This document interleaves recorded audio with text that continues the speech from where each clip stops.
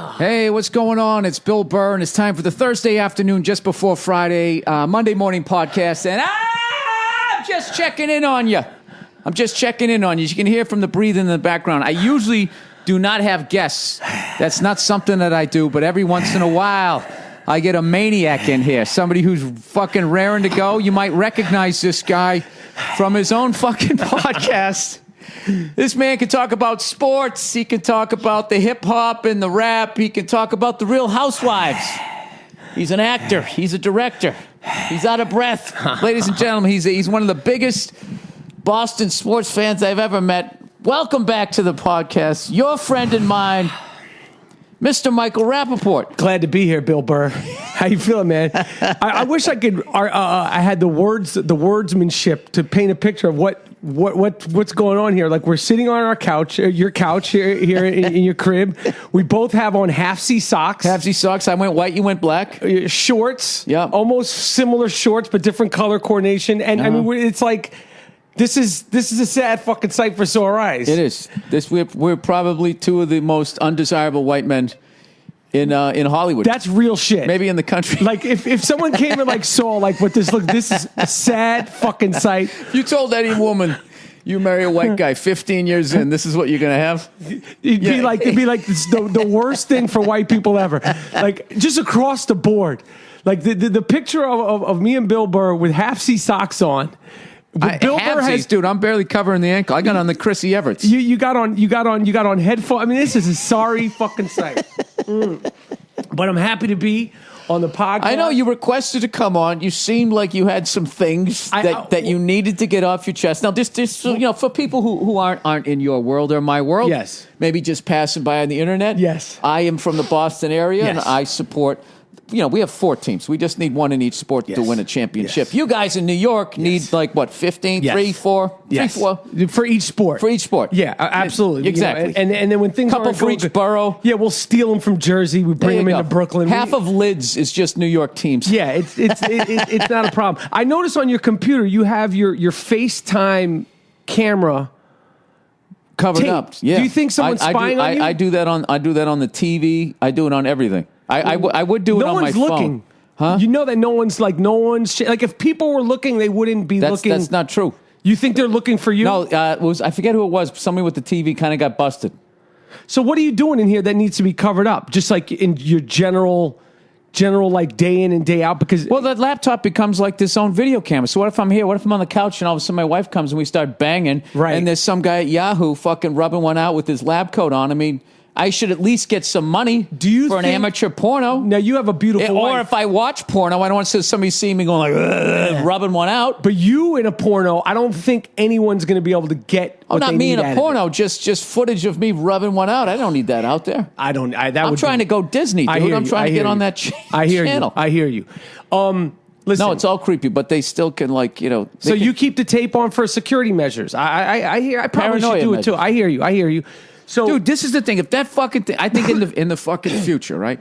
Look how much shit I can store on this fucking thing. I know. And who the fuck am I? Right. You don't know nothing. I'm just a regular freckled cunt walking down the street. That's right? it. Just one of many. One of many. Nothing special. Cunt, dodging the sun. That's it. Going from palm tree to palm tree out here. I mean, fuck, man. Who's got whiter legs? I do. I got it. You got whiter legs. Way whiter. You're not scared of the sun the way I am. I'm fascinated by that. I was like, yo, I mean, you should be the spokesman. You should have like a sunblock sponsorship.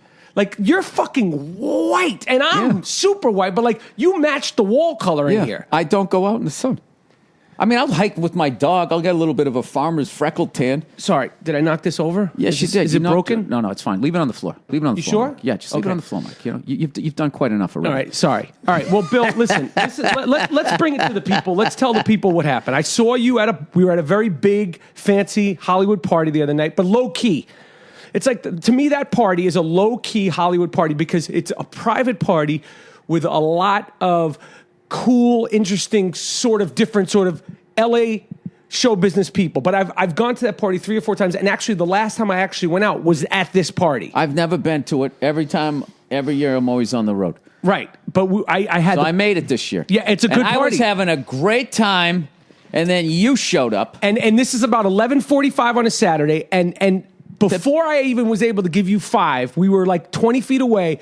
You say what to me? Now, this is the God's honest truth. I want to make sure we're on the same page here. I was pretty buzzed, but I believe I said, dude, Bill Belichick, if he wins, or had he already won? He already won. Greatest of all time. That's not what you started Undeniable. with. I remember exactly what you said to me because I was about 25 to 30 feet away. You said, "This is before how you doing, Mike? Before where's your wife? Before what's up? Good to see you." From 25 to 30 feet away, 3-0, motherfucker, 3-0. And then you went on the Bill Belichick rant. No. And then I said to you, I want them to win. And you said, "This is you're so full of shit." That's where you're not right. You're not. Oh. I am here to explain this to you, Bill Burr. Okay. I'm here to and explain I'll correct this to you when you're done. Check this out. I want them to go 4-0. Okay, and what I really want to happen because but not for any good reason. No, of so course. You could be like, "Oh, Matt Castle's just as good as Tom Brady." What I want to happen, put you in there, but you Buffalo Wild Wing fucking let me explain. quesadilla ordering jackass. Let me tell you my point of view. I want them to go 4-0. And then lose the first game back with Tommy. And you guys will be all fucked up. Oh, will we? You'll be all bent out of shape. Then really? It can sort of create then what if they lost 2 in a row with Tommy and Garoppolo's sitting on there? What does that mean? I'm just saying. That's 6 Super Bowls he got to us. Let's stay in the present. I know the Patriots are great. Let's not deal with facts, Mike. Let's stay in the present. Deal with facts. Let's stay in this season. Exactly. If we stay right here in the present. Yes, 3-0. And we ignore his fucking Hall of Fame career. Absolutely. And we're like, who is this guy? Is it Frank Brady? What's his name? Tommy Brady. Let's stay in the present, dude. We don't even know this guy's name. Then I could be, who the fuck is this guy they just fucking brought in? Oh, no. Then I can get to where you're at. You're making it seem like I don't think Tom Brady is great. That's what I wanted to. I come here to tell you. I am going to try. I get what you're saying. I get what you're saying. You're just saying all you want is some Dan Shaughnessy horseshit because that's the only hope you have. Now, you're a Giants fan. I'm a Giants fan. So what are you worried about? But I'm totally overwhelmed. I honestly. What are you worried about? I asked you kicked our ass twice. I know that. But I got to be honest with you. You're like one of the only uncool Giant fans I've ever met. Giant fans never talk shit. They don't need to. We don't need to. Yeah, but you do. But because you know what? I like there's a sadness in you. No, there's a sadness.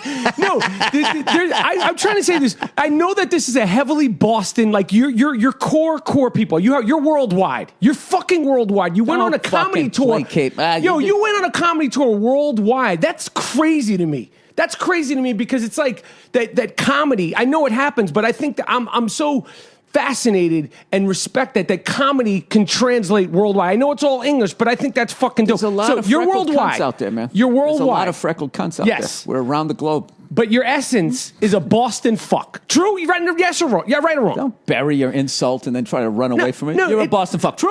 Right or wrong? You just called me a Boston fuck. You're Boston fuck. Correct. So no, I'm not. You're not you're born and raised in. I'm from the suburbs. But it's all the same shit. I haven't even spent. You know, the only time I was in Boston was when we first met doing The Heat. The Heat. That was the first and only time I've ever been in Boston. And you know what? Boston thanks you for that. They had enough. They're like, that's all you're gonna get. No, dude. This is the thing. What happened was nobody knew shit about Boston, and then Good Will Hunting comes out, and then everybody thinks that everybody from Boston, anybody from Massachusetts is from South. Do you steal cars? Do you like apples? Are you good at math? It was just a fucking movie, dude. It was just a fucking movie. I always say ever since that movie came out, all right, because like New Kids on the Block didn't put you on the map. What do you mean? Like the group, New Kids on the Block, like New Kids on the Block, a boy band. Yeah, I'm saying like that. You guys weren't proud of New Kids on the Block. No, I'm not saying we weren't proud of them. We were happy some local kids made it. But, a boy band does not put a city on the map. I'm just saying, they were national. You know what they does? Were big. Running the table, fucking every championship with just 4 teams. But the thing that I want to acknowledge, and I want to try to get to, I want you to see. I love that you said that you've never been to Boston. I haven't. Only that one time. Can I tell you, that's why whenever you say Boston has this inferiority complex to New York. In sports. Can I just finish? Please, sir. Okay. This is the thing. In sports. Nobody knows shit about New York and Boston unless you've been there. I remember when I first moved there. This is how little we knew. Despite how much we hated the Yankees, and it was always just the Yankees. It wasn't really the Jets, Giants. It was none of that horse shit. Right. And even when we lost to the Mets, it wasn't like the fucking. I mean, we met them one time, Right. And it was more. There was no rivalry. It was Bill Buckner. It was happenstance. And why did you have Calvin Sherrod? Wait, you know I'm not a baseball guy. What let me happened with finish. Bill Buckner again? Let me finish. Wait, this. which guy's Bill Buckner? Let me finish this. All right. Yeah, dude. This is how can you think that still bugs me? I watch that highlight now and I laugh. Which one? The Buckner one. Which one is that? I don't. You know I'm not a baseball guy. Game 6. Game 6. I'll walk you through it. Okay, what happened? A ground ball went down the fucking between his legs. I could have stopped it with my bare it went foot. through. And Bill Buckner played for the Red Sox? Yes, he did. Okay, I'm sorry. You know, I know basketball, I know football. Baseball, This is I don't know. so sad. Okay, I'm sorry. Go ahead. Why are you finish. still giving me shit about No, that? I'm not. I Despite just the wanted- fact that 04 happened and we won 3 World Series since then. No, I was just trying to get 4 my facts. Super Bowls, I a can't. Stanley Cup championship, and an NBA champion. You know what you're doing right now? You're wearing your high school jacket going, remember 86? I can't. I get confused about baseball. Oh, we're halfway there. Oh, come on, dude. That's 30 years ago, buddy. Stay focused. Finish the story that you were telling me. I am focused. I know exactly what I'm telling you. Go ahead. I just wanted to get clear on Buckner because some people, you said they might be passing through. They might not know the reference. They might know the know the reference. I remember Crazy Legs Johnson fumbled the ball for the Ohio Who Gives a Fuck in 1930. I mean, I'm sure the people who live in the Columbus area are still devastated. Okay, go ahead. You ready? Go ahead. So when I moved to New York, Yes. I told my Did you live in New York? I moved there, yeah. And my buddy goes, he says to me, where do you live in New York? And I said, I live on 97th and 3rd. And he just goes, dude, what's with all the numbers down there?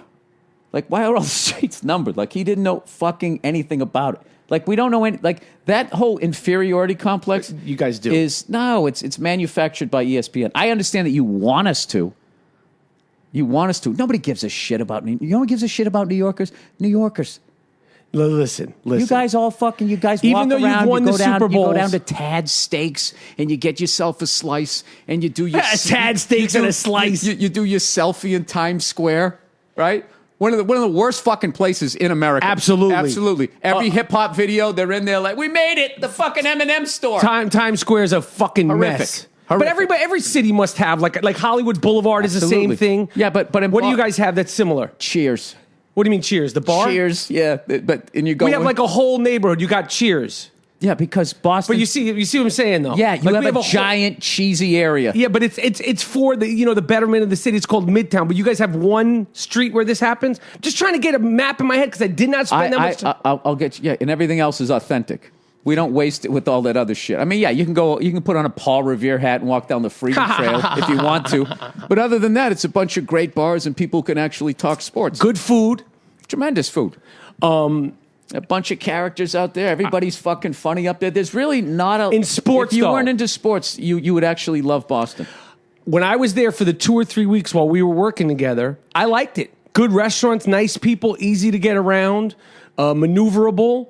That's the same thing, but we'll give it to you. Yeah, but maneuverable. Like you could take a train. You could have there's the train, right? Yeah, I would just said good public transportation. The bus, right? You could take cabs. There's Ubers. I did all of it. You could walk. I walked. I got lost.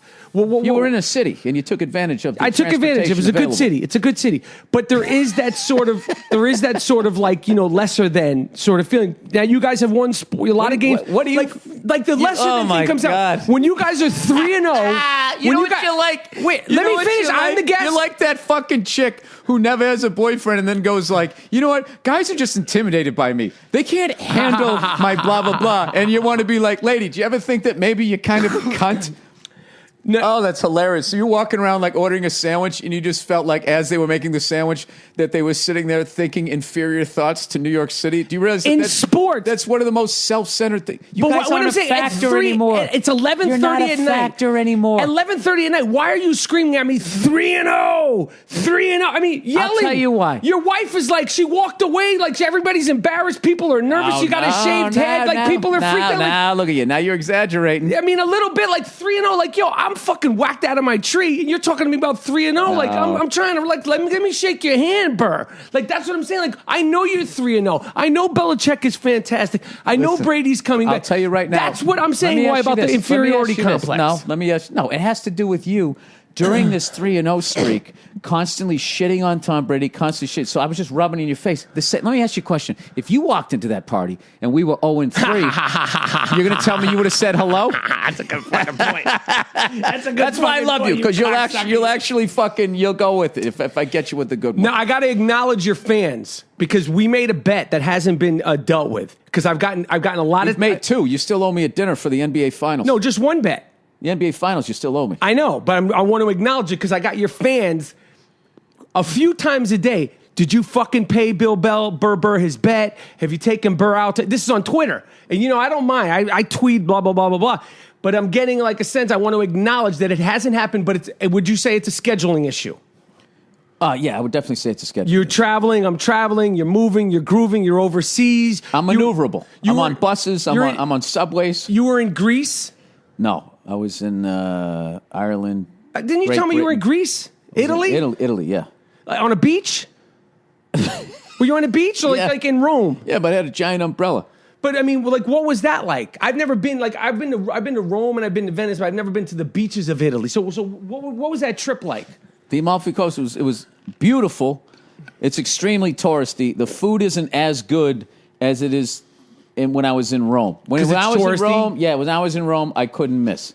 It's incredible. When I was on the Amalfi Coast, like, I had to ask around. Look, I had the best eggplant parmesan I've ever had in my life when I was there. Granted, I didn't order it in Rome, but in Rome, dude, you couldn't fucking miss. In diners. And Rome, people go, you went to Rome? You should go to Florence. You should go to Venice. You should go to Milan. And all the fucking tweets I'm going to get now. Everybody, everybody on the internet, whatever you did. Everybody, you can't. This is the wrong fucking thing to do. You know what? You're right. Yeah, you know what I mean? It's fucking bullshit. You cannot say Rome, Italy, you're an asshole. How dare you? Anything you say.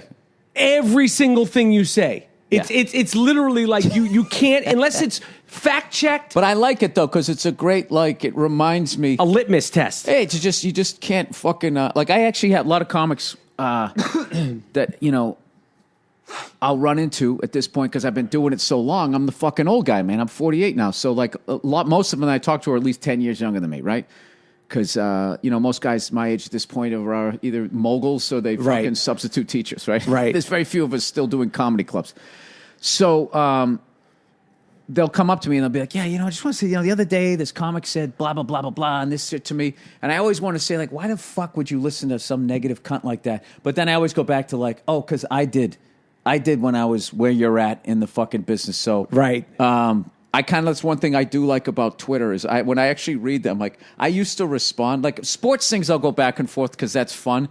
But when there's any of that shit, like I was offended or, this facts checking horse shit on my fucking thing. Like, fact checking, man. All of that, I'll either laugh or just kind of, glance at it and scroll by it or whatever. But, like, back in the day, like, that shit would, like, that would bug me. Like, if somebody really came at me, it used to really bother me. And I had to develop a whole nother, internet. I need to have the wall up for the internet. You have to. Yeah, because the first time somebody really got me was back the MySpace days, and, like, I had the wall up if I was on stage in a comedy club. And now I'm just sitting at home eating a piece of toast. It's 9 in the morning. Your guard's down. And somebody hit me fucking both barrels, dude. I can't even remember what the fuck they said, but I still remember the feeling. I had to go for a walk. And I was with Nia, and she said to me, she goes, and she basically said, you're going to let that you shouldn't read those things. Look at this. You just let this fucking guy you don't even know just ruin like an hour of your life.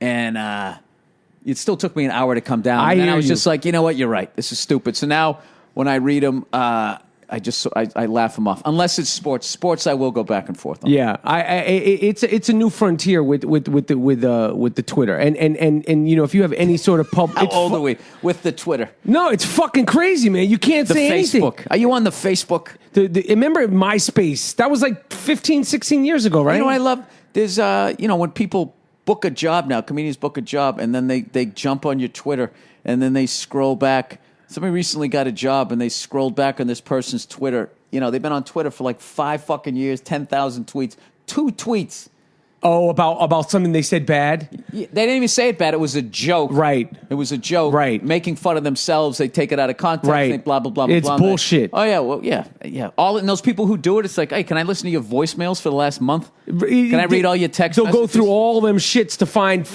and they have to read each and every one to find one that's not good. God forbid anything good. But all they're happens trying to to me. do is it's because it's clickbait, and then people will go on it, and then all of a sudden, what's great is the networks now don't seem to respond to it. No, they don't. Which is great. Because everybody's got some shit on there. Oh, Jesus Christ, mine? Mine's horrendous. Mine's horrendous. I think it's better to have a horrendous one rather than like butterflies and flowers and then a couple horrendous ones. Right. Then it's like, what the fuck? But if you're just coming with the mean the whole time. Right, then they're like, there's nothing new. Like, I don't think with you or me. That should be your apology. I tweet something like that every day. Yeah, what the fuck? Where you been? Yeah. Now you care? Yeah, all of a sudden you're following me? Welcome to the fucking party. So what's up with you, man? So do you finish the second season of your show? Yep. Done? No. We finished writing it, so now it's all the punch up and the editing and all that type of stuff. But you didn't do the voiceovers? Like, I know it's not shot because you don't shoot it, but did you record it? Yeah, it's all recorded. And when is the second season of it coming out? We're looking like May of next year. It takes that long? Well, the thing about it was this was our first season, so they had to see how we were going to do. Right. So now that we're doing well and they're liking what the second season looks like, we're already talking about the third season, so there won't be as big a gap. So it was one of those. Oh, I see. They only gave me 6. Right. And the reason they only gave me 6, I think, was because when I went to pitch a cartoon, at that time, no comedian was doing a cartoon. Right. I mean, Louis Anderson did one. Right. What's his face there? All the way back to Bill Cosby. Yeah. They all fuck it's not like Howie Mandel did one. Yeah. There's a bunch of people that have done, like comedians, done just as of right now, no one was doing one. Right. So they were expecting me, I guess, to come in and try to do my version of Louis or my version of Maron. And I just looked at those shows as a huge fan going, I'm not going to fucking do this better than them. Right. So I'm going to be like the third string quarterback holding the clipboard. Right. Like, I'm not going to fucking be better than Louis' show. And I'm not going to fucking self-examine myself, like tie the podcast in and all that shit.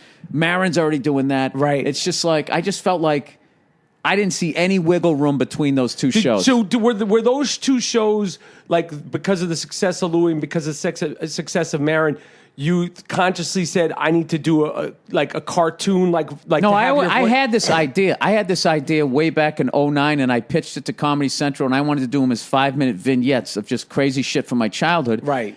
And they were just like, well, so-and-so just did a cartoon. It was another comedian. I'm not going to say his name. Right. And it didn't do well. Well, yeah, and so I wanted to be like, well, Warner Brothers did one with a bunny, and that one did pretty well. Yeah. But people don't like animation. So they just kept getting kicked to the curb.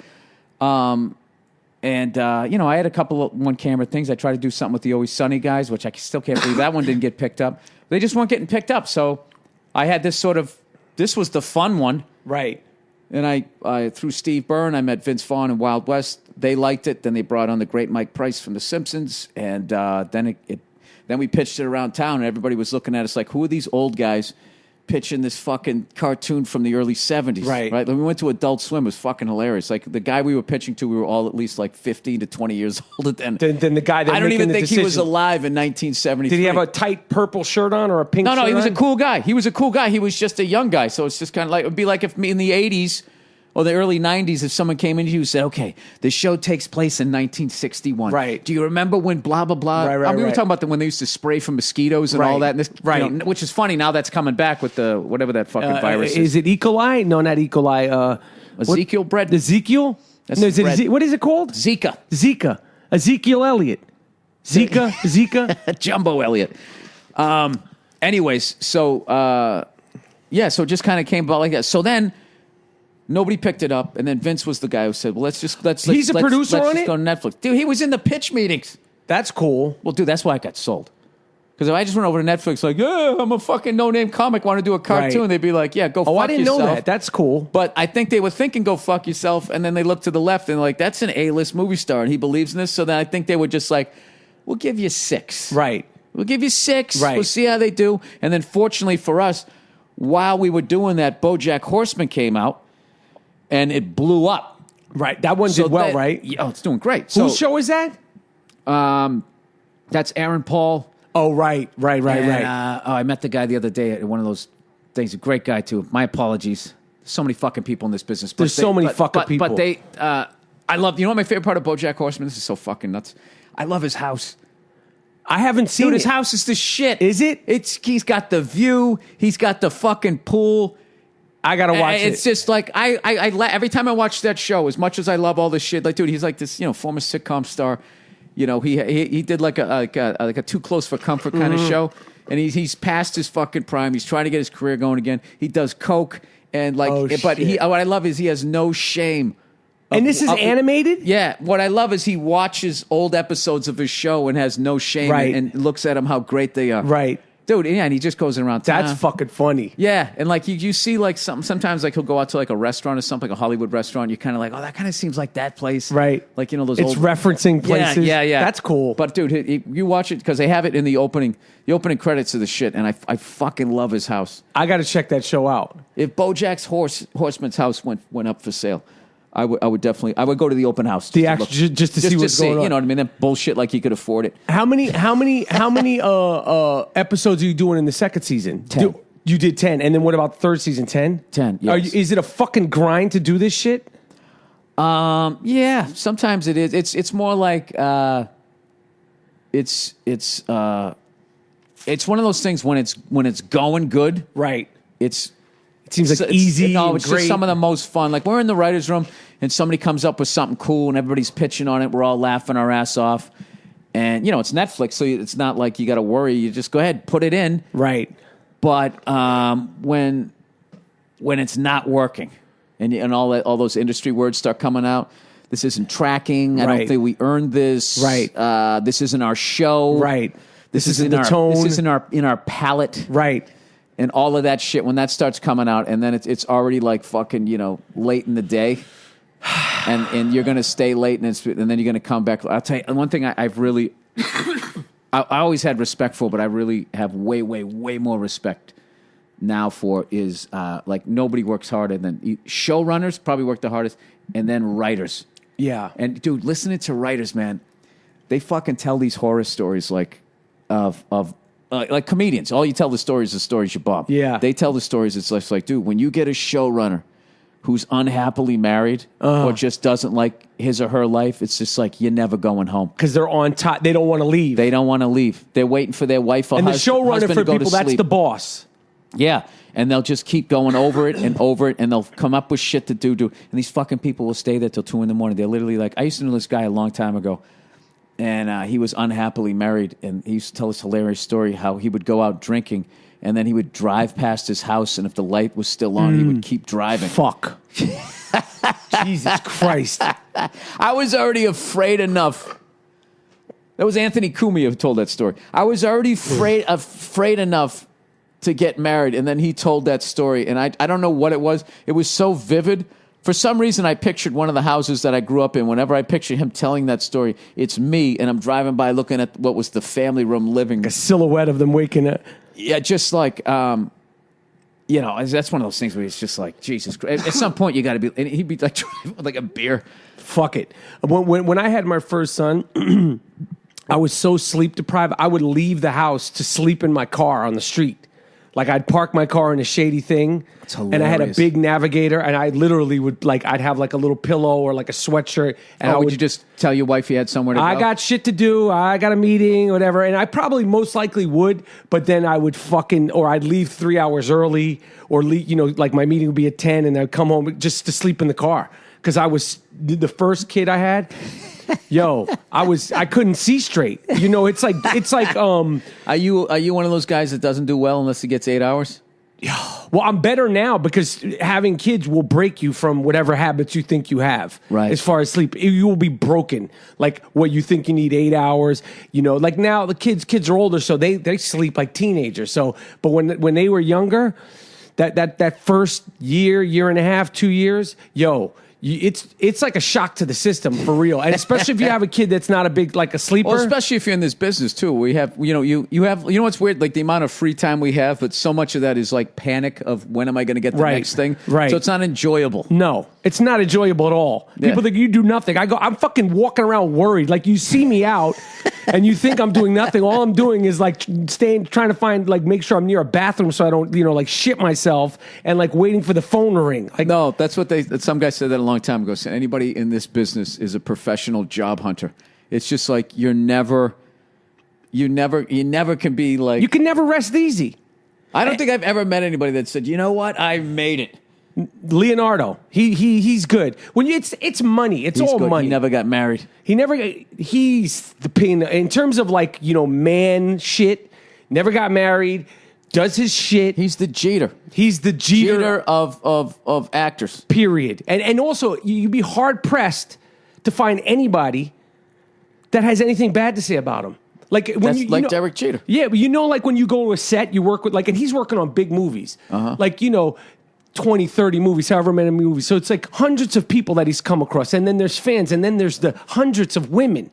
You don't hear anybody going, that cocksucker this, or he worked with me on this. He just he's cool. No, but he knows how to handle. I met him one time, right? He's chill. This is the funniest shit ever. He's standing there. Of course, everyone wants to talk to him, and the guy I was with goes, "Hey, you want to meet the guy?" I was like, "I don't want to bug him." He goes, "No, go ahead and meet him." So I fucking go over there, and he goes, "Hey, Leo, this is Bill Burr. He's a stand-up comedian." And he just nodded. He goes, "What did he say?" He goes, "I'm familiar with his work." Or he goes, "Or I've seen his work," and just nodded like that. Right. And it was perfect. He didn't say it was good. He didn't say it was bad. And I could totally tell by the way he said that was just, I don't need another freckled jackass trying to say hello to me. And I just went like, "Oh, hey, man." And I just walked away. And I was just like, he handled that perfectly. Perfect. Can you imagine? Just nodded. I've seen his work. That's it. And he may or may not have seen the work. You never know. But you walk away feeling good about it. I had the best wrap it up skills. That was on a whole other level. Yeah. I walked away. I felt good. I met the guy. Right. We had zero conversation other than I just sort of waved. But it's a memorable thing. Yes. That's some high level shit. That's 9th degree black belt public figure. Period. That's like some presidential, like running country shit. Like what's that martial art where they use your Tai Chi? energy? No, Aikido, where they'll use your energy, and next thing you know, like you went to kick him, and then the force you use to kick the person, you go flying into the wall. That's what he did to me. Use it all against you. I'm familiar with this work. And he just nodded. It was gracious. With eye contact, the blue eyes. He gave you quick eye contact. You still don't know. You're still trying to piece I don't it remember. Imagine that on a girl. Like, you're just all fucked up in the game. That's sort of like elegance. You don't know, like, he likes me. He doesn't like. That's just like, it's just sort of elegance. But I don't think that word has ever been used in this podcast. No, Thank you for bringing that in. It's special. DiCaprio has that shit. I mean, and like, you think about like, the amount of people that he comes across on a daily basis. Just think of like he's in New York. Just think about Leonardo on a fall day in New York. Like, I picture his life, Grand Central Station. 5 o'clock in the afternoon, you're late for a train, and everybody in there knows you and wants to say hello, and you got to get from the door and make the fucking train that is starting to pull out. He's not going to make it. He could make it. He can make it because he's got it figured out. He would do, and everyone would feel good, and they would part, and he would just go right through. It's the elegance. It's the elegance of Leonardo DiCaprio. That should be his autobiography, the unauthorized autobiography. No, but he couldn't divulge his secrets, and then everybody would know what the fuck he was doing. But what you said about the Aikido is fucking totally right. I came home and told my wife that, and it wasn't even like I was. The excitement of meeting him was outshined by how he handled me. Yeah. It was fucking perfect. That's like some Obama shit. Like, that's presidential shit. You know what I mean? Because people are they're bugging. I saw him. He completely blew me off, and I was so fine with it. It was awesome. It was perfect. It was a work of art. How did we get on Leonardo? It was elegant. I don't know. Maybe Fame? Tom Brady? He's a good-looking fella. Who? How do we get on fucking Leonardo DiCaprio? I don't even know. We were talking about job hunters. Right, job hunters. Having it all figured out. You can't go backwards. You can't go backwards on this shit. Ever making it. Once you go backwards, then it just becomes radio silence. No, the people are going to be good. They're hanging on the edge of the seat. They want to see, I think a lot of them are laying down right now. Maybe driving. What do people do? Like, the majority of the podcast listeners of the flights, Bill Burr. Airplane flights, going to the gym, going for a run. The car. Listen on the train. A lot of commuters. Yes. So then you end up making them laugh, and then people look at them like they're fucking idiots. I get a lot of tweets like that. I was on the train, laughing crazy, hysterically when you said this, or whatever. Yeah, that always makes me feel good. How long have you been doing this? Podcasting? June or July of 2007. I'll say this again. Bill Burr inspired me to do my own podcast, because the first time I went on your podcast, the first time when we made podcast history, I had never been on a podcast, and I was like, "What the fuck?" Did you have an inferiority complex? No, I didn't even know. It was just sort of brewing and doing it. So you're a man who has a lot of things to say, Mike. How the fuck did you get into the whole Real Housewives and then get on to, was it Andy Cohen show? I'm gonna tell you how. Andy Cohen show, that is the sports center for women. Yes. And gay men and me. And I have to say this, it's one of the brilliance of that show. Brilliance. I'll tell you what it is how... Of Cohen or the Housewives in general? Of him doing the show. Because all he has to do is just stir it up a little bit. Yes. And then sit back, and they're going to fill out... He'll just be like, so Mandy, in episode 2... Yes. You were going through this, and this, and then Karen said...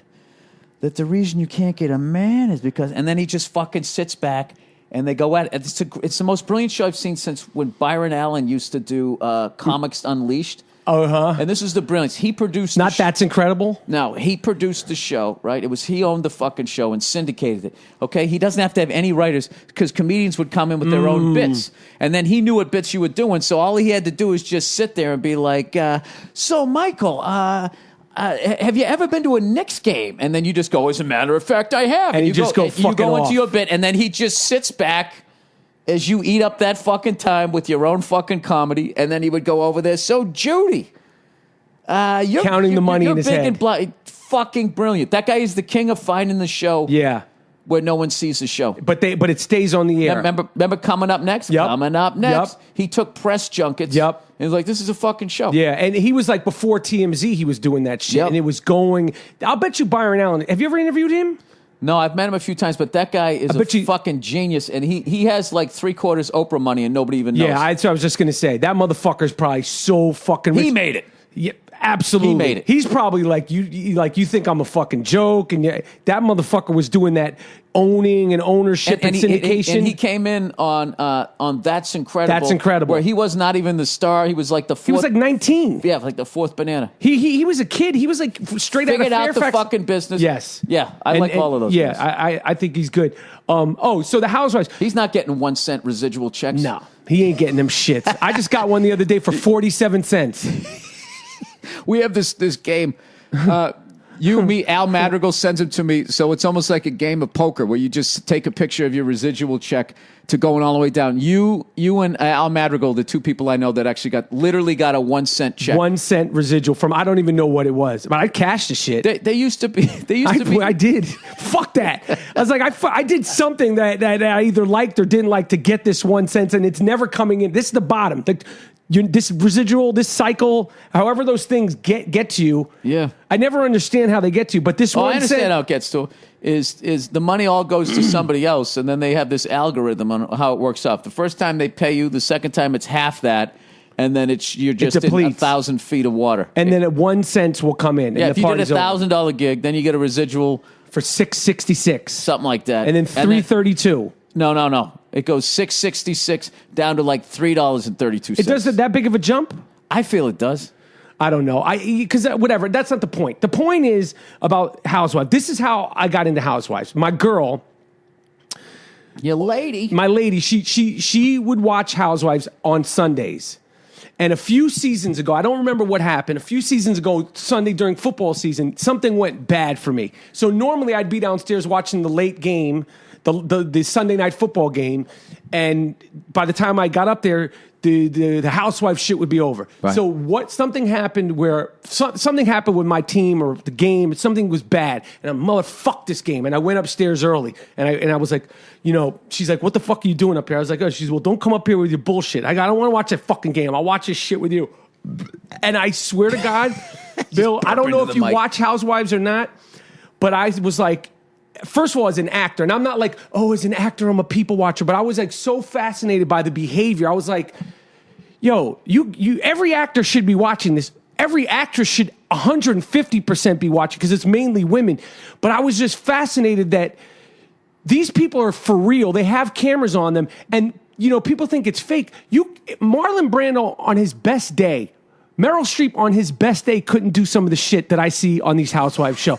So I just fell in love with that. I was just like, yo, this is fucking nuts. And I was like, who's this one? And she was telling me all the stories, and I was like, this is fucking crazy. And no bullshit. I will put this shit up against, what is the name of the show you just, the Aaron Paul show? BoJack Horseman. BoJack Horseman, which sounds dope.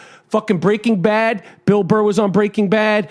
Blah, blah. I swear on my kids' feet that a great episode of Real Housewives, I will put it up there with the best of The Sopranos. I'm not saying it's better, but as far as the entertainment value of a great episode of Real Housewives, it's the same fucking thing. And you're looking at me like no. I understand. If you're looking at it as far as like ideas for characters, just pure entertainment, pure entertainment. Like I saw a long time ago on one of those bounty hunter shows, right? This guy did the greatest delivery of a line where his wife came running up to him accusing him of something. So he started off going like, I wasn't, and then he got mad and said I wasn't again, and then he was like, then he immediately did the math in his head like, don't get mad. So he went like that. She came out like, what the fuck are you blah blah? And he goes, I wasn't, and he did like this free fucking thing. You can't. And I was just, and I remember watching that. I did say to Nia, I was like, dude, if any actor ever did that with dialogue on a page, well, you're working for another 20 years. That's it. You're great. So. It's not like I sit there and watch it as an actor. It's not like I'm studying it. But that's what I was like, yo, this is fucking wild. Like, yo, this... And I was like asking her questions. I was like, this is how they act? This is for real? She goes, yeah, this is for real. And this one's that one. I was like, they're dead serious, arguing like they're crying. I was like, people can't do that. Fucking Meryl Streep can't cry like a lunatic whenever she wants. On her best day, she couldn't do that shit. So I fell in love with it. And believe me, I sit there and watch it with shame, but I also know that this is as good as TV on any channel. I'm telling you, I put up there with Sopranos. I am telling you in terms of what you get, in terms of like when you watch a great episode of whatever show you're into. It doesn't matter. Whatever show people have an affection for. It could be CSI LA. When you turn off the channel, when you turn the show off, when it ends, literally, you're looking at me like I'm nuts. When a good episode of Real Housewives ends, we clap at the fucking TV. I'm like I'm at a fucking Broadway show. You lost me there. I'm with you with the character stuff and the crying and all that shit. But like, if you're gonna fucking sit there and act like, I'm telling you, better than an episode of The Sopranos. I'm not saying it's better. I'm saying it gives you the same feeling, value. the entertainment value. I don't. I get depressed when I watch it, and I come home and I feel like I fucking live with them after a while, and they're never in a good mood, and all they do is scream and yell at each other. And I have no problem with that. What blows my mind is we're screaming and yelling at each other here. Yeah, we're having fun though. That's true. And I'm not saying any like really hurtful shit. Right. I'm not saying like this really hurtful shit to you that I mean. Right. And then we have like this big fucking falling out. And I walk off the set and then someone stops at the door. Like, no, I'm not going to record anymore with Bill. He said that about me. No, I get what you're saying. But like, what kills me is my wife is a feminist. Does she love it? Yes. And it's just like, I go, like, this shows women in such a bad light that all they want to do is go around, get these fucking stupid ass shoes. And and just scream and yell at each other. But she goes, look, I just watch it because sometimes I don't feel like thinking. Because she also will watch some other shit, but she mainly watches that stuff. And she's not telling you the truth about the thinking. She's engaged. She is thinking when she's watching. I can't read your wife's mind, but I am telling you. What the fuck do I know? I've had conversations with your wife about it. I've had conversations. We've discussed it. She loves it like I do. You know what makes me sad is watching these women in their 40s and 50s trying to dress and look crazy. 22. It's like you look at them, they're exhausted. Yes. It's just like I'm going to use the word, you're in your elegant years. Yes, I agree. Like, as a guy, I'm in my sport coat years. I agree. I hear you. No more tank tops for me. I hear you. Unless I'm cleaning out the garage, and I know no one in the general public is going to see my fucking flabby ghost white arms. I hear you. I hear you. But like watching them That I don't like. wearing Forever 21 shit. I don't like that shit. Because so many, they're really like they're attractive. Yeah. I mean, with the bow ties, but I don't know they're about too fucking done up. It's like the Oscars on a Tuesday for coffee. Oh, yeah. It's insane. No, and then the one with the little fucking pug nose, she's out of her Which one are you fucking talking mind. about? I don't know. You don't even. What show are you even talking? Like you don't even know what. There's one. There's one with a pug nose on every show. No, it's like it literally looks like, you know, back when you had a train set and there was the tunnel in and the tunnel out. That's what her nose looks like. The whole the thing. upside down U. And The whole thing. Like you can see both sides. Yeah, and We won't name names because we don't like you know. No, but then you fucking watch it and like they're screaming and yelling at each other. I get in. The only time I'll get into it is the Jersey one I like because the guys are funny. Yeah, they're good. The Gorga, That Joe guy, you know, I swear I falsified some loans. Watching them, I guess I need to look at the papers more. Like that type of sociopath behavior. Yeah. Where it's like, dude, you're busted. It's Yeah. out in the open. They all know that you did it. Yes, but the You thing just about, go around signing shit and you don't know what it is.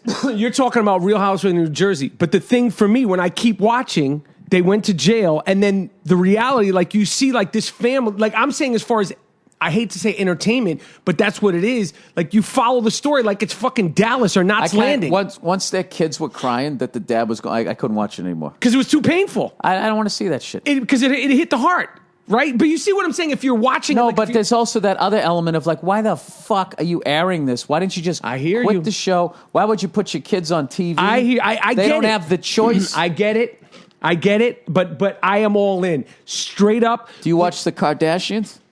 Not as religious. My girl watches it, so I watch it, but it's not like I have to watch it. That one's the worst. That's a fucking because they don't have any problems. No, and they just keep going. Their problem is I left my fucking $30,000 bag in the other jet. Literally $30,000 bag. How am I going to get that over here? And now they throw the brother on there, and the brother who I've come across him in like celebrity shit in basketball games. You're a famous guy, man. Yeah, so I know Rob Kardashian. Like I know people like that. Rob Kardashian. I've never You go to all the big Hollywood parties. But he's on a show now, and I'm thinking like, yo, he's a fragile dude. Like that dude does not look like he should be on a reality show. And they're like, just keep going. And you're like, this dude shouldn't be on a reality show. And look what they did to poor fucking Lamar Odom.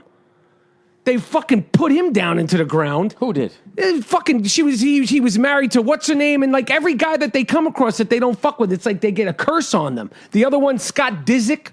Do you watch the shows? No. You don't watch them at all? Does Nia watch them? Why am I doing a podcast? I should be doing a podcast with your wife. This is funny to me. This is Get Nia down here. What the fuck? I want to find something. It's like after football and sports, it's like I want to have somebody to talk to. But I like the shows, but the Housewives are my shit. And I find it fascinating. I know. Trust me, Bill. There's a lot of actors also, like they feel guilty when they watch them because they feel like, oh, these should be scripted shows, and I'm contributing to this. But I don't think that's a problem at this point. There's enough fucking scripted shows for everybody to have a job. I agree. At first I resent the reality shows, but now I think they're fine. And I think let's get it back on track. The Patriots are playing the Buffalo Bills next week. Now with Julian Edelman. There's a hint that Garoppolo might come back. Yeah, he might be back.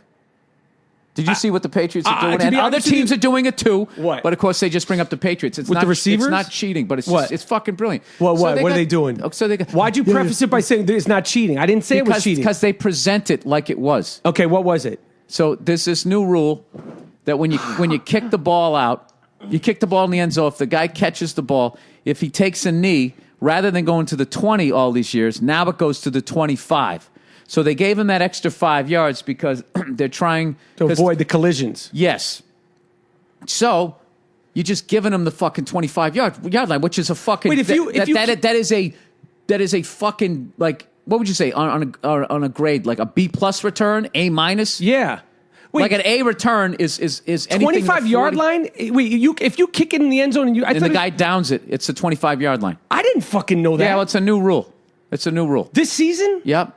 So this is the thing. If you take a fucking personal, because that's what I was saying. Because this guy, I finally looked it up because I saw somebody take a personal foul on the other team, and it's like, that's a 15-yard penalty, first down. I'm like, all right, they're on the 35, and they were on the 40. And I was like, what the fuck? So so what the Patriots are doing is, like, on certain situations that they just boot it up in the air so it lands on like the half-yard line, the 3-yard line, or just into the end zone to entice these people to run it out. Right. So they can stop them before the 25. And we got 2 fumbles doing that against the Texans. Right. And it's just one of those fucking things where it's just like Belichick was like, okay, that's the fucking rule.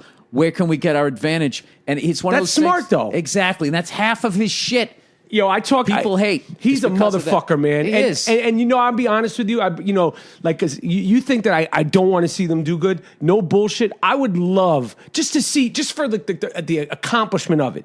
If Edelman doesn't, if Edelman does play, let's say Brissett, is that the Yep. other Brissett and from NC Garoppolo can't play, and fucking Julian Edelman plays quarterback, and they somehow win an NFL football game.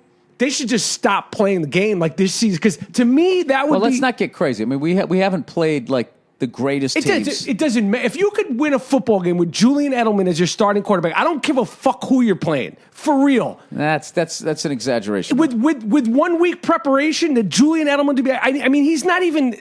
That would be crazy versus the Buffalo. Wouldn't you agree? Buffalo, right? Would you agree though? Yeah, and that's going to be the toughest game because in Buffalo. Yeah, because Rex Ryan is a great coach, and he's smart great too. Defensive mind. Yeah, and he has a hard on for us, and his lifetime record against Belichick is I think it's maybe a couple games under 500. He takes it personal.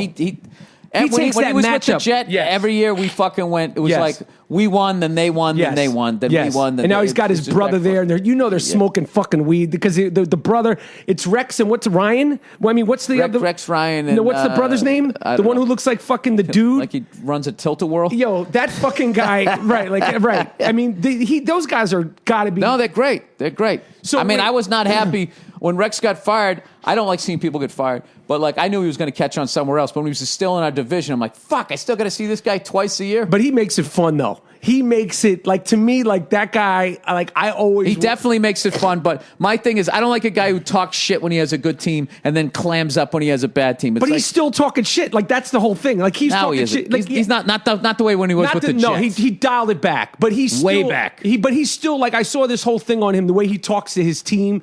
And all like the Ray Lewis and all them were like, what the fuck is he like? We don't need that pep talk. Like he's talking like it's a high school team.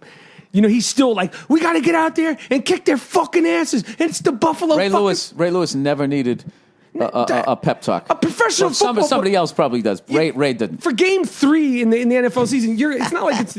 I love Ray Lewis. One time they did. I think I told the story. One of those Outside the Lines with Bob Lee or something on ESPN.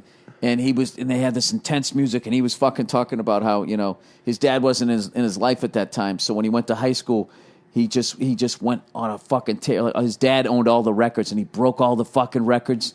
And the football records. And it was like every time I looked up in the stands, and he wasn't up there, it made me go even harder. Dude, the dude was so fucking inspirational. I went to the gym like every day for fucking like 3 weeks after that. Because every time I didn't want to go, I just kept thinking, well, Ray Lewis would go. Right. Ray Lewis is going to the gym. I got the same thing from watching the Kobe doc. Did you see the Kobe doc? No, dude. I'm a Celtics fan. I can't watch anything pro Lakers. Yo, now I could watch it because he's out of the fucking league. You should watch it if you want like that kind of like I want to work out like psycho. Like he's a fucking like. No, he's a maniac. I just wish he fucking passed the ball more. Yeah, that was my big fucking like. I actually think that they would have won a couple more if he did. Absolutely, I think that if he had it together, I think if he had. And I could say that having never played the game on any sort of professional right, but level. you know the key to it. I'm going to say he would have won 2 more. I won't tell you what years, right? And I won't even tell you why. I'm just going to say that. You're just going to go out on the record and say that. But you want some water, dude? No, I'm good. You're just going to chomp ice into the microphone? I want you to finish what you were saying about the Patriots because I want to hear what you're first of all that you know about. Okay, what I was going to say is, I know you. Well, look, I've watched enough football to know that winning 3-4 games in September doesn't even 10% equal up to winning game 1 of the playoffs in January. Of course. Okay? Because you're going to run. But it's better than losing 3 games in September. But you're going to run into a fucking teams that are rebuilding. You're going to run with teams that have bad ownership, that have a bad coach, some people that have lost the fucking locker room. Like you'll get those games. You're going to get those games. Like anybody can fucking these days with all these fucking rules can throw 300 yards. Yes. Between September, and I would say mid-November. But then when it really starts tightening up, it also depends on who you play. Comes January, okay, when it's one and done, if you fucking lose, like all of a sudden, like, you know, you now like each week it gets harder and harder and harder. Yes. The ownership, the coaches, the players, everything gets better and better and They better. start tightening up the vice. Exactly. It's like one of those fucking muscle bound guys. They stop drinking water. But and just there's no fat. But there's no fat. What they did to fucking the Texans have one of the best defenses, and it was a joke. I mean, they kicked their ass. Well, that comes down to, like, you got to understand what you're dealing with the Patriots is you have a top 3 owner all time. I already think. Nah, maybe that's not. He has to be. That's disrespectful to, like, because, dude, you got to go George Hallis. There's a lot of great ones. But he has to be. I love that you just don't give a fuck and you're going to chomp that ice right into the microphone. No, the people know. People know. No, people but- don't care. I'm going to use that next time Nia gives me shit for doing something within my mouth. People know. They don't care. They don't give a shit. Like, dude, his 3 coaching hires have been Bill Parcells, Pete Carroll, Bill Belichick. Right. His 2 quarterbacks have been Drew Bledsoe, Tom Brady. Is that it? That's it. Damn, that's fucking good luck too, man. That is good luck. The fact that Brady's able to play this long is good luck. Well, somebody told me they know a guy that knows a guy that knows him, and it's like that guy literally knows what he's having for lunch 3 years I'm from now. sure he's probably like a closet Kobe. He's a fucking lunatic. You have to be. You have but to also be. it's luck Which is too. what's funny to me. The injuries are luck. Not having an injury is luck. You know what's luck is that he got to play for Bill Belichick. Absolutely. The whole same thing way was perfect. Joe Montana was lucky that he got to play for fucking Bill Walsh. Yes. And I would say Dan Marino was unlucky to play with Don Shula when he was towards the end of his career. I agree. Because the game had changed, and when Bill Walsh came in with the West Coast offense and all that, and that fucking guy, for as much shit as he gets, look up his running backs. Right. That he had throughout. That guy never had a running Right. game. Never had a fucking running game. He never really had a Jerry. He had Duper and Clayton, Nat Moore. But Right. he never had like a Randy Moss level fucking guy. And like, you know, his defense was the killer bees. Yeah. They had like the last 2 like white cornerbacks ever. Yeah. It was like the Blackledge or Blackwood brothers. Yes. Lyle and Kyle or Yes, some yes, shit. yes. Remember that? Yeah, that was... A.J. Dewey, Bob Yes, Kuchenberg. yes. Dude, it looked like the 72 team, the amount of fucking white dudes that were A.J. on that Dewey. thing. Yeah. No disrespect to any of those guys, but what the fuck? No, the it's shit, different. The shit that guy was going up Absolutely. against. It was like, was he supposed to tackle people too? Right. I mean, that guy, like the amount of rule changes that they had to make in the NFL for his fucking like 84 season records Crazy. to fall. And he did that back when I think you could, by 84, you could still wear stickum. I know that it was as far as like covering receivers. What was my man's name on Lester Oakland? Hayes. Lester fucking Hayes. And I think it was... Where is Lester Hayes? Why don't you get him on the podcast? Lester Hayes? Because I figure he's busy. Doing something. He's one of the greats. He's stuck to something. Yeah. But I think, you know, and that was still like the Mel Blount rules as far as coverage and all of that. But Yeah. what they've done is, I mean, they say some of it's for safety. I think most of it, I mean, it's always about money. Even if they say it's about safety, it's not because they give a fuck about the players. It's because they don't want to deal with another class action lawsuit. Right. And then also they know that offense sells. Like, here's the deal, dude. You and I, do you watch fucking soccer? No. Let's say each game was like 10-8. I would watch it. You have more appeal to watch because I don't understand the game. 90 minutes and it's 1-0? Yeah. Get the fuck out of it. And the but last here's goal thing. might Here's come in the thing. last Here's minute. the thing, though. But if you go into a football bar, that's what they really call it, or if you're over in England and they're watching the Premier League and people are fucking into this shit, dude. Right. I always say when I stand there, it's like I just need to live in this country for about 3 weeks, and I would have a team, and I would have a scarf, and I would be learning the songs. Right. I know that that's true, but the thing is we got our 4. It's cultural. I still watch I still watch a little bit of tennis. Right. I watch the golf. I got into Formula One racing. Like I'm kind of all over the place, man. Like You watch that shit? Formula One racing? Yeah, I love it. And you're talking to me about housewives? You watch fucking cars go zoom, zoom. And Well, it's not like NASCAR where they just drive around in a giant circle. There's like left and right turns. There's all kinds of shit. And then you know what I also love? It's sort of like the Illuminati sport.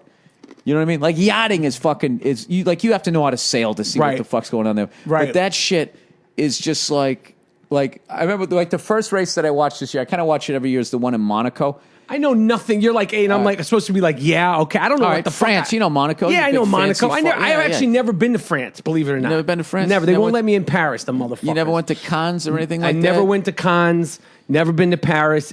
I need to go. You gotta go. I know. You went. I'll tell you right now. You bring your fucking wife there over. And you know what's great, dude? You can throw it in their fucking face for a while. Right. You could. Like, that'll work for you for about a year and a half. No, it's a woman, dude. It's about 6 weeks. But Okay. it's a great 6 weeks. Paris, France, the whole thing. You just take him to Paris, and this is what I do. Like, I don't look at her when I say it. I just sort of stare out the window and just talk to myself. Like, hey, you think if you brought somebody to Paris, Right. You'd be good for at least 3 days. Cool them off for a little bit. And then she always laughs and goes, "You don't take me to Paris to throw it in my face." And I go, yeah, I do. Yeah, I don't 100% do that, but No. like if you think that you're going to go to Paris and then come back here and fucking call me on my shit, You're not going to hear about no. it. No, I should be allowed to go off the rails. Yeah. I should be able to have a nice drinking habit. Yeah. Text for her a good picture 6 of weeks. when she's like, "What are you doing?" Like, text her a picture of like you and kissing under the Eiffel Tower. Remember this? You want to fucking break my balls? No, you know what? I got this picture. I got it in my phone of Rihanna, and she's courtside at a basketball game, and she's like looking up at the scoreboard. I don't know if she needs glasses, but when people need glasses, she's making that thing. It's perfect the way she's looking. So whenever Nia texts me something, and I don't want to do it, I just send her that picture, and it looks like Rihanna's like looking up at it, like, what the fuck is that? Right. It always makes her laugh, and I swear to God, like 40% of the time, I get out of whatever the hell she wants me to do. Do you find? Because I know I do. Like arguing as I used to be an arguer. No, you? No Mike, more. Mike, no. You seem so easygoing. Yeah, I know. I'm a shocker, right? But in relationships, I don't argue no more. Like, I'm done. I don't. There's because it's not arm wrestling. Like, when I figured out there's no actual winning and no actual losing. Yeah, there is. No, there isn't. There isn't. There is. On certain things. There's certain behavior. 99% of certain behavior, yes, but 99% of the arguments you have in a relationship with a woman or a man, whoever's listening to this, you got a lot of women listen to the show? I don't think so. Yeah, probably not. Why would they? Why would they fucking waste their time? Because their husband or boyfriends listen to it, and they're probably Yeah. going, I fucking hate this guy. Yeah, I can't fucking stand these two of them and doing this shit now. It's usually one. It's usually the one guy's in there talking to himself. It's a sausage fest, Mike. But I don't argue. I mean, I'm not saying it's perfect. Like, but the arguing, like the bantering, the bickering about little shit, I don't do it. That's the one thing that I've gotten being a little older and more experienced. Divorced. Oh, I don't bicker. I don't bicker. But if there's some bullshit, Right. all right, I'll own up to it. Maybe not right then, but I can within an hour cool off and be like, you're right. But the hour. See, you need the hour. Dude, I used to need forever. Because you called me one time, something was going. I was like, we were arguing about. You were like, I'm gonna have my house, and I'm gonna fuck you and your fucking and your Cavaliers, and they're gonna. I was like, what the fuck? And then you were like going. I was like, where are you? You're like, I'm walking. I was at my house, and I was like, what the fuck is wrong with this guy? And I was like, another guy who's been married forever told me, he goes, just go for a walk. So I started doing that. But then what's fucked up is then I walk down the street with like Tourette's, and everybody's looking at me like I'm out of my mind. talking to yourself. On the phone. Talking, dude. Arguing with like yourself. Raised voice. By yourself. By myself. Fuck. And, dude, it's just every other word is fuck. the F word. Oh, dude, cunt. you want to hear something fucking hilarious? So I'm doing the road this week. And, yeah. Where at? I'm doing a couple nights in Madison, Wisconsin. Then I'm going to Nebraska. During the day, I'm going to the Cornhusker game. Oh, shit. Playing the Illini. And then I'm going up to Omaha to do the show. So I go on one of these ticket sites to fucking get my tickets, right? So I fucking, pay through the nose to get them because I almost By yourself you're going to the game? No. I'm going with the other, Nate Craig. Right, okay. So I get these fucking, I get the tickets, I'm all set, right? And I'm thinking like it's a couple days before, what the fuck, when are these things coming? So I look on my confirmation thing, it says we're going to overnight them. It's like the day after I'm leaving. So I fucking call up the 1-888 number and blah, blah, blah, blah. I can't get anyone on the phone, yada, yada, yada. So I just say, fuck this, I'm going to these other guys, right? And I fire off this email to the first people, just going like, yeah, this is my situation, blah, blah, blah, blah, blah. Why can't I talk to a person? Why is it so difficult? Why did your machine hang up on me? And I said, I have a podcast. I'm gonna trash you guys, right? And I forgot that my email, like just my name shows up, right? So I send this thing in this anger, right? And then I immediately go to this next site. Don't even wait for these people. Because I said if you have a problem, send us an email. Don't even wait for them to try to resolve it. Right. So I immediately go to the next one. Give me the two best you got. And I got a person and she was great. I could talk on the phone. It was all fine. They gave it to me. I print them out. I'm all fucking set, right? Fucking like 3 hours later, I get this phone call. It's like the head guy of the website. He's like, yeah, man, sorry you're having a difficult time. We'll have these things overnighted out to you. I hope there wasn't any inconvenience. No big deal. Big fan of the podcast. And I felt like an idiot. I go, all right, man, yeah, thanks a lot. So now you got four tickets. I got 4 tickets. That's fucking funny. I paid through the nose for all of them. That's fucking funny. And did you didn't, you just took it and were like, okay, thank you, and you just kept it moving. No, because I was wrong. I'm not a dick, dude. I'm an idiot, right? But I'm not a dick. Like I was wrong, and I was just sitting there when they called back, and there was something in my head going like, dude, you should probably wait a couple hours. But I was like in a panic because I thought I was going to the airport today. I'm not going to tomorrow. Because I never look at my itinerary till like the night before, and so I'm literally, you know what I'm gonna do? I'm gonna put on a Post-it on my dashboard because the car is the big thing where I really feel bad for my wife, right? I'm just gonna write like I forget I had this little fucking thing I was gonna write, and all I know is it just ended with "God bless these cunts," and it was just gonna put me in a silly mood, and like, dude, I almost need to like meditate before I get into a fucking car out here. I hear you. Me and you should go to meditation class. I need it too. No, but I don't think you and I can't help each other. Like right. I one time, the third party needs to intervene. Yeah, because a long time ago, I remember I dated this woman, and she was an angry psycho into conspiracy theory too. Right. And we were not a yin and a yang. No, you can't have that. No, and it's just like we just fed off each other, and it was just this downward fucking spiral. Right. Of negativity, anger, hostile that at the world that eventually turned inward. I got you, and it was just like I agree. Yes, relationships. You can't like, oh, we're just the same. Bad. Yeah. All you young motherfuckers out there. I'm a one-time loser. I got divorced. I have fucking bad history relationship. I'm in a great one now, but. All that shit, we're just the same. No. You know what the sad Red thing is? flag. You know what the sad You thing want to find somebody like, we're just the same. Do not do that. That's the tip. This is a sad thing out there. This is really depressing. Guys like you and me have to be with the sweetheart. Got to. All right? So what the sad thing is so many sweethearts end up with people like us. Like I always wondered, like, if it was a fair world, I would end up with the version of me, and then I would have to somehow try to better myself. Actually, club each other into fucking into the ground. And we wouldn't reproduce, and then that would be fucking it. But like, sweet. Like, I'm trying to think if I ever saw a couple where it was just two sweethearts. Yeah, I see that. Every once in a while, you can't. Two sweethearts will work. Two sweethearts, a sweetheart and a lunatic will work. Two lunatics, it'll catch up with you. You'll eat each other from the inside. First 48, it's going down. Yeah, absolutely.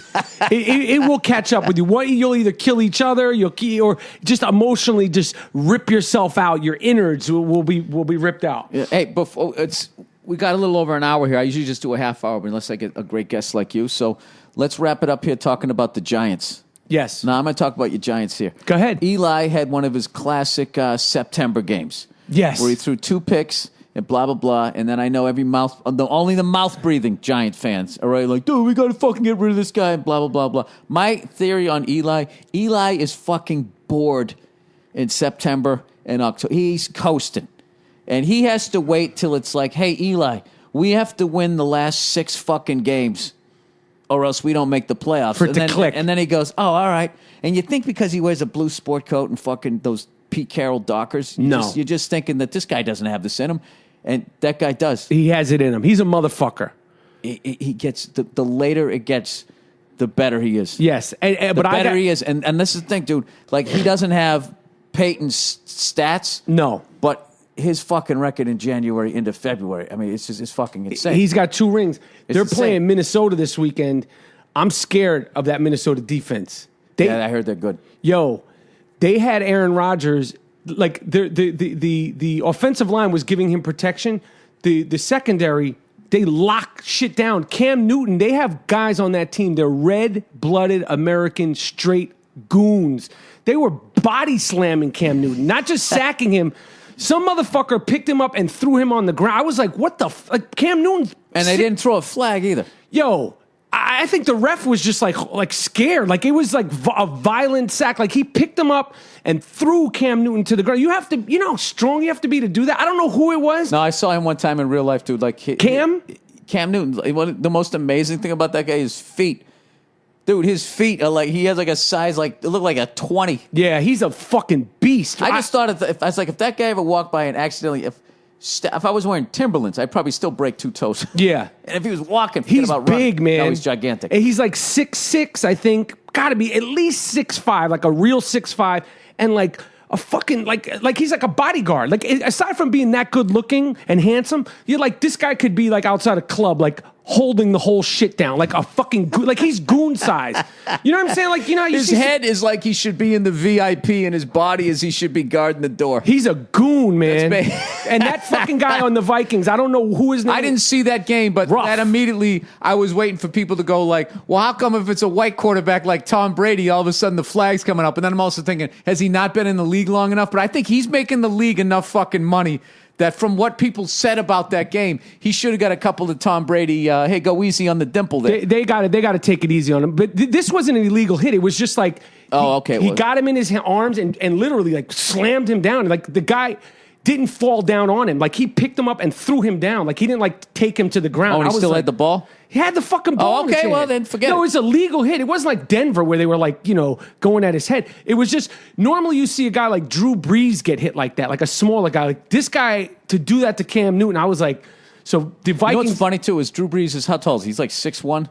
Right. 6'1", probably what, 220? Right. 210? Right. But compared to Cam Newton, he's like a little shit. But when I'm saying, like how tough those guys are, that they could take a 6'1", 210-pound guy who I'd just give my wallet to. Right. They could like throw him through the wall. Like nothing. Yeah, just bumping into him, trying to get to the fucking running back. Zero, nothing. Those guys are, but the Vikings defense, they're the most impressive thing that I've seen all season in terms of like. I'm going to watch that game. Who's your pick this year? You got to go with your heart. Say the Giants, but pass. I got to go. I'm like, if you say who's going to win the Super Bowl now, I say the Patriots. I'm not saying who I want. Like if I say who do I think is going to win the Super Bowl, I say the Patriots are going to. Right now, based on the injuries and the way everything is now, it's 4 weeks in. It's a long ways off. But if you add, like I think Seattle's the Eagles a wrap. look good. I heard the Eagles look good. I mean, don't know they about do. their quarterback, but they're Eagles. He's all right. It's only 3 games. He's not just all right. He's superseded. But you think superseded what? They haven't had a quarterback since fucking Donovan McNabb. He superseded the fact that he wasn't even going to fucking suit up the first week. Oh, all right. And they're 3-0, and he's a big part of it. It's not like they're doing some trickery like Cleveland, where like just making it happen, or if like Edelman plays for a quarterback, like he's a fucking quarterback. Like they're 3-0, and like San Francisco and Philadelphia in the preseason, you were like, they're not going to score points. Like, they traded Stan Bradford and then this guy, Carson Wentz. And all of a sudden there's... Isn't Sam Bradford in Minnesota? He is. And then the other quarterback was supposed to start before Carson Wentz. And then, whatever, we're boring your fans. Listen, Bill Burr. What do you got to promote? I got nothing. I got the I Am Rappaport Stereo podcast. I want to officially say at some point when Bill Burr isn't traveling... selling out arenas, we will eat this food, this steak. I will pay my debt. I'm not avoiding it. So don't fucking tweet me with your shit and your threats and all that bullshit. But I appreciate you having me on. It's always a pleasure. I did go on record saying that if you asked me right now who would win the Super Bowl, I said who? You said the Patriots. I didn't say I wanted it to happen, but I said... You're taking the Patriots. I'm taking the Patriots right now based on everything. Everybody stays healthy. What about your fucking guy real quick, Gronkowski? What's his problem? What do you mean? Like they're like, he all of a sudden he's hurt, he's not playing. Like, what's that bullshit about? Well, they always disguise. They don't want to say where the guy's hurt. They don't want the animals to go after it. Okay, it's all right. Okay, because I know you're not into fantasy football, but even New England Patriot diehards that are into fantasy that drafted the Gronk in the first round, they got fucked because they didn't say anything about any injuries. How did they get fucked? Because you should at least because I'm going to lose my league. I can't believe you don't like fantasy. You're so it's crazy. It's the fucking stupid. I love it. It's the stupidest shit ever. Love it. All this shit that I was just talking about. Dude, I drafted him. I get him. It's like either become a fucking GM. That's like people. I'm not a GM, and I'm an owner. I own a fantasy football team. It's like playing Risk. I love it. When people play Risk and they start feeling like they're Hitler taking over Europe or some shit. The reason it's like you're playing a board game. I totally have a different appreciation. Like I could talk about every team's. What I do like about fantasy football is you guys know the players way more than I do. Than a normal fan. I don't have time.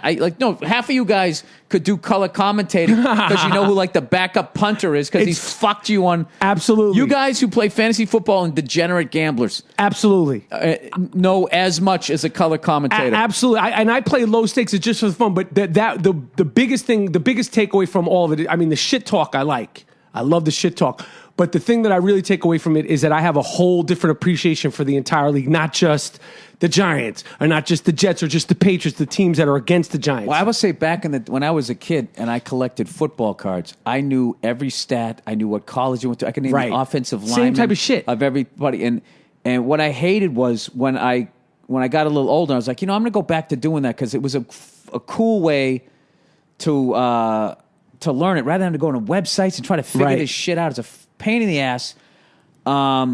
You just had the guy, you flipped it over, they had every season, and then they didn't do that anymore. Right. When I had the cards, and then they try to make certain, you couldn't just buy the set. No, and they're like electronic cards. Yeah, they try to make them artificially rare so they're worth something because, I guess a bunch of guys my age started collecting again for the wrong reasons. I wanted to collect just because I wanted to get to know, because my first 10, 12 years of doing stand-up, like I just was working so much, I kind of lost touch with like a generation of players, and I just wanted to go back. Me too. Yeah, and I wanted to really go back into collecting cards and stuff just so I could just have them out. Like I'd rather have them out on the table and just line them up the way they were. That's how when I would watch a game and a guy would make a play and I would just turn over, like even like block. My dad used to be like, Jesus Christ, you know everybody. Meanwhile, I was flunking everything and. Right, but you knew who Beasley Reese was. Oh, dude. R.C. Thielman. I knew all the guys on Falcons. I knew all of these fucking guys. Joe DeLamier. I knew all of these offensive guards. And I just fucking knew everybody. I knew where they went to school, all this fucking trivia. I knew the size cleat that Louis Kelcher wore. Right. Rare facts. Yeah, all of that shit. You knew his mom's name. His mom's name is Lovely.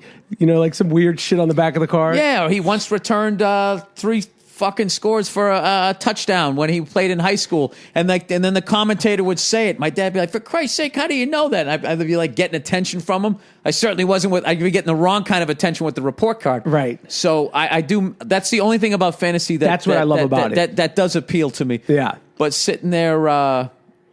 I don't know. It just seems so fucking time consuming. It's not. It's as time consuming as you make it. Like, I mean, I'm fucking nuts with it because I'm like obsessed with it. Because you're crazy. Because I'm crazy. But my rejuvenation for the NFL, because when I had my kids, Sunday would be kids time. So I lost track of a lot of shit for like, you're like, either because you're fucking sleeping because it's the weekend, or you're like, you got to go to fucking drive them to their games, flag football games or parties or fucking bar mitzvahs or this pool party, and sit there and talk to other parents while the fucking Giants are winning. How awful is that experience? Oh my God. You're going to, if you have kids, whoa, my goodness, going to fucking parties and socializing with people. And no, I'm not going to be good at that. It's tough. It's rough. I'm bad at that. I'm bad at that. Not being a parent. It's gonna. Well, you're gonna have to do it when you have kids. You have to do it because it's not like LA where you're like, go outside and play. I'll draft behind Nia if that day ever comes. I'm telling you, she'll go with the big smile and do if the you have thing. a boy, you there's no way to avoid it. You have to do it, and it was rough for me to do. Like, it's so outside of my thing. And like to sit there, like, and when they're 4 and 5 at like Spider-Man's at the party and Spider-Man's in a jumpsuit and his fucking balls are flopping around and you're talking to the other parent. He's like, so what do you do? Like, you don't know who the fuck I am? And no, well, oh, dude, that's the best. And you lie. Yeah, well, I drive a truck. Yeah, well, I'm in computers. I used to say I'm in computers, but then they would ask me a follow-up question and it all just went off the rails. You don't have plan B. I don't. Yeah, well, what kind of computers? Yeah, I'm in computers too. Laptops? Yeah. You sell them? You work at the Apple Store? All right, Bill, I'm out. Let's wrap this up. All right, Mike, we're wrapping it up with Michael Rappaport. Thanks for coming on.